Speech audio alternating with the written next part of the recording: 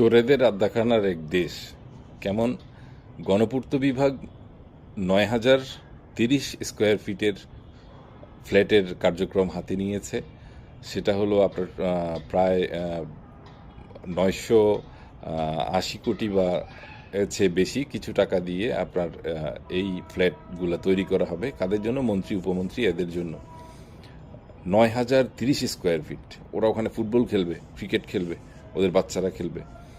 তারপর ওরা তো আসলে দেশে তাদের বাচ্চাদেরকে রাখেও না, বাচ্চাদেরকে বিদেশে পাঠায় দেয়, ওখান থেকে পড়ালেখা করে ওখানেই থাকে, এখান থেকে মারে, ওখানে নিয়ে যায়। আর গণপূর্ত বিভাগের মতো জায়গাগুলো ওদের জন্য সেই সুযোগ সুবিধা তৈরি করে দেয়। ফুটবল মাঠের মতো বাসা বানিয়ে দিচ্ছে। ৯,০০০ স্কোয়ার ফিট, ৯,০৩০ স্কোয়ার ফিট, খরচ হবে ১,০০০ কোটি টাকার উপরে। অনর্থক। আমি এটাকে সাধুবাদ দিতাম যদি আপনার দেশের মানুষ, ৪ কোটি মানুষ, তারা যদি দুই বেলা খুব ভালোভাবে খেতে পারতো। ৪ কোটি মানুষ যে দরিদ্র সীমার নিচে এখনও বাস করে, যাদেরকে আপনারা বিগত ১.৫ বছরে আরও খারাপ অবস্থায় নামিয়ে এনেছেন, সেই ৪ কোটি আরও বেশি রূপান্তরে কতটুকু নিয়েছে সেটা আমরা জানি না। এখন তো মধ্যবিত্ত পরিবারগুলো তো গ্যাসের টাকা দিয়ে গ্যাস সিলিন্ডার কিনতে পারতেছে না, এই অবস্থা। আপনাদের লজ্জা করে না?